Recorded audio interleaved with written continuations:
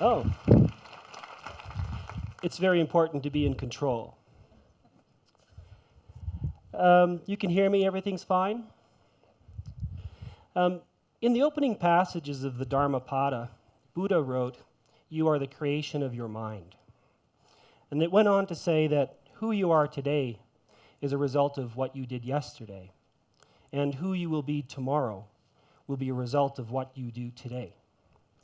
That philosophy has organized every aspect of my life and my career.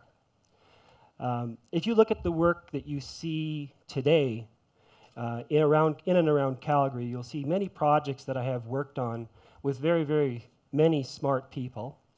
This is not all just about my artistic vision, it's about working with others. I'm very delighted and very fortunate to be invited because I have an artistic vision and a passion. And for that, I work with architects, engineers, and designers. And it's all fine and dandy to talk about where I am now. And I can honestly say I think I probably have the best job in the entire world. I don't think I've gone to work since I was 26. But how did I get here? And if I'm living a dream, which I think I am, how do we get into a dreamlike life? What does it take? I would ask you as an opening challenge, what's the craziest idea you've ever had? Now just think about it. My next question is, what are you doing about it? Idea is nothing without execution. You see I'm wearing an armored tie. It's to protect me. Armor has been a very important image in my mind, and it's actually been the driver of much of my work. It's the foundation of where I came from. But how did I get there? As the Buddha has pointed out, we are past, present, and future. And the number one question that people have asked me about this one particular idea that I had 26 years ago, which, by the way, is a couple of things. It's my craziest idea. It became my job. Those two things coming together are very unlikely. And again, like I say, with hard work, with passion, we can find ourselves in quite amazing places. So to tell you the origin of this idea before I reveal it, let me just take you back to the humble beginnings, and this will help explain the context of where this idea came from.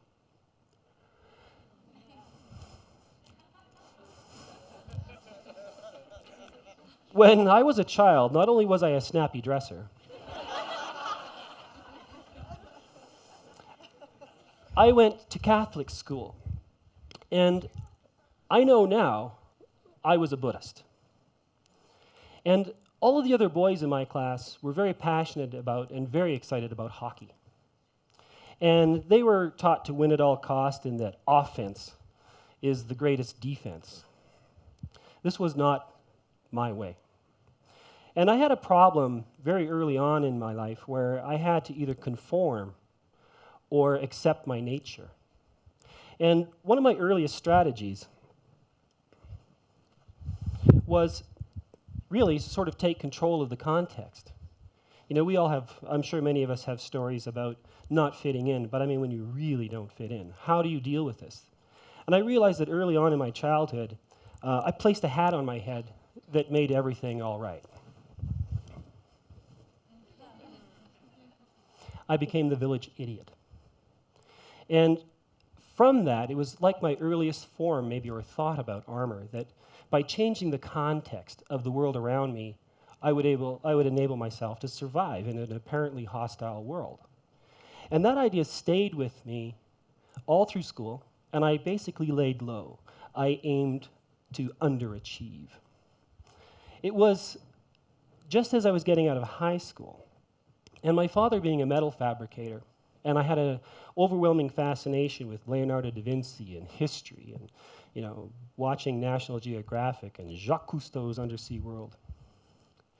But I had imaginings that perhaps, kind of like Iron Man, that I might have an inner hero, that perhaps when I graduated from high school, I would go off and live my dream, to leave high school behind. And I wanted to come to high school wearing a suit of armor. So I made plans. And I started to build this piece. And I remember my father saying to my mother, "It's just a phase." Well, you know, the lesson about this particular, the reason why I bring this up is that we aspire to heroism. But this is what happens when you don't complete your idea. So instead of graduating heroically, I graduated with a Greek tragedy. Due to a grammatical error in my yearbook,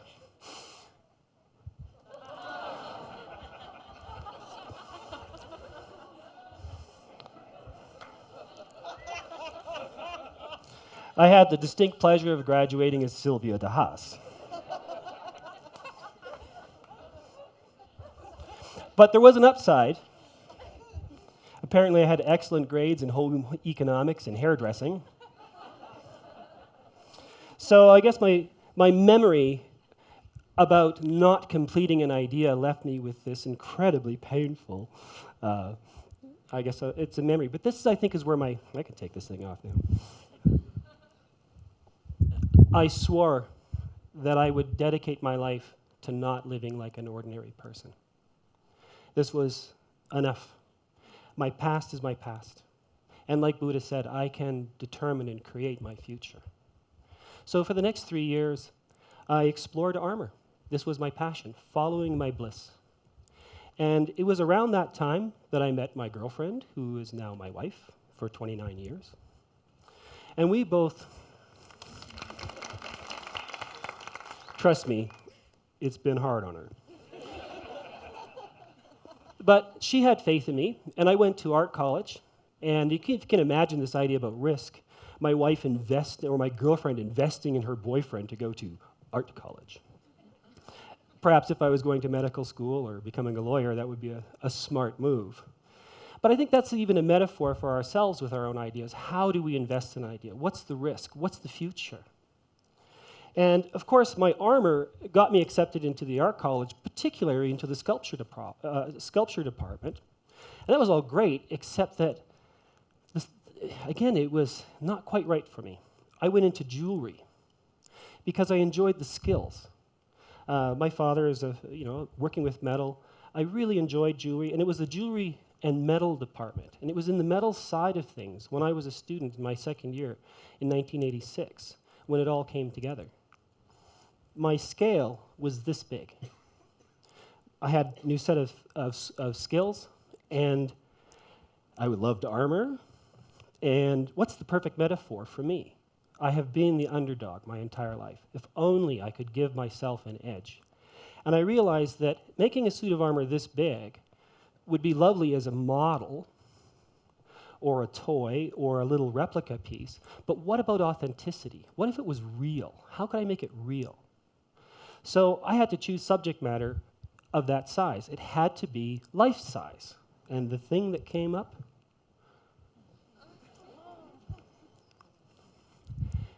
now, if I had a choice between winning a lottery or living a life with ideas, I would choose a life with ideas. In this one single moment in my career as a student, I defined the rest of my entire life. As Disney said, it all started with a mouse. My instructors were a little bit taken aback because the one thing I didn't like about the jewelry department was making jewelry. And they said, "Okay, Jeff, go ahead, make things."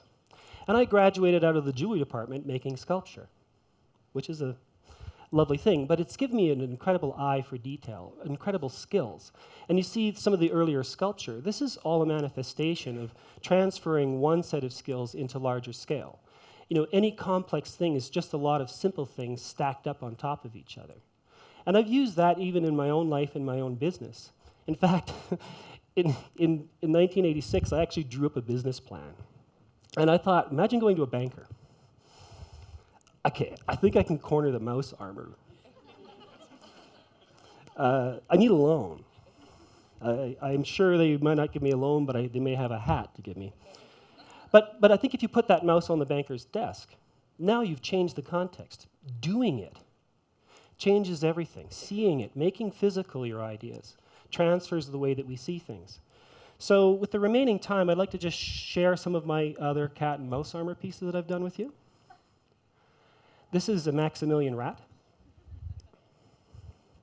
Now, while I'm showing you these pictures, there's a little bit of a funny story, is that I wanted to evolve my work into the art world. I really wanted to become a blue chip artist.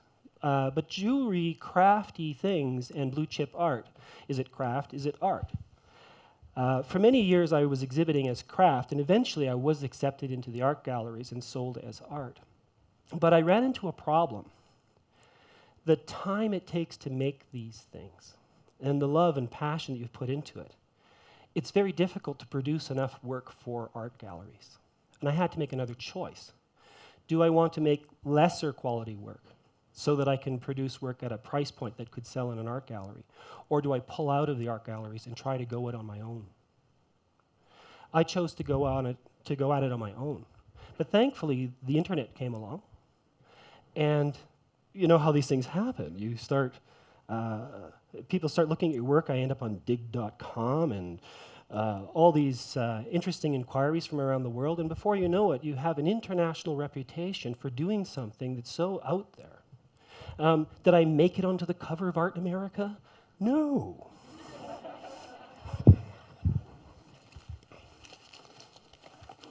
I apologize, I just have to do this. Where did I end up? On the cover of Ripley's Believe It or Not Encyclopedia of the Bizarre.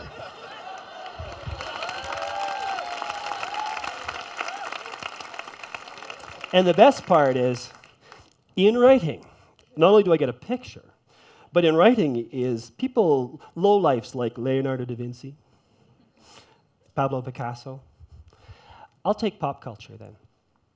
It's not necessary to end up within a certain within a certain area. I'm not so concerned about whether I am or am not an artist, whether I'm in the art world or whether I'm part of that. I know I am, but I'm not necessarily within that system. So how do I produce this work? Thankfully, again, when you build it, people start to have faith in it. When you start making nice things, this particular mouse I put into a 1,000-year time capsule in Chinook Center. And I made 8 more, or I should say 7 more, but this mouse came with a note asking this one question: do precious things survive? In 1,000 years, can you find the other 7? Now, this is time traveling, but at worst case scenario, I have one exhibition 1,000 years from now. Title is everything. This is the drunk Mongolian mouse. It's just funny. Akira Kurosawa's 7 Samurai.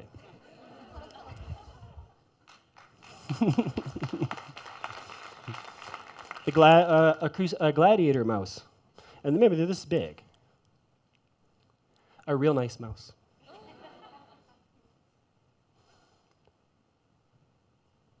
A crusader mouse and a Saracen cat helmet. I mean, why not? Persian cat.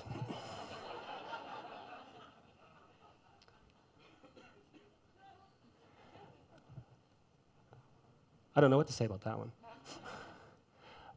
Trying to make beautiful things. And these things are starting to become a legacy for me. The one client, and I'm running a little bit out of time, but one of my patrons works on faith alone. Build a cat and deliver it. Do not worry about how much time it takes. Do your best work, Jeff. We're building a collection. And the question for them was, do we donate this to an art gallery? Or do we donate this to a museum? And that's a different context. They have allowed me to take the time, to take my passion to the extreme. And in keeping with this, they have decided that when they pass away, they were going to donate the entire collection to the Smithsonian.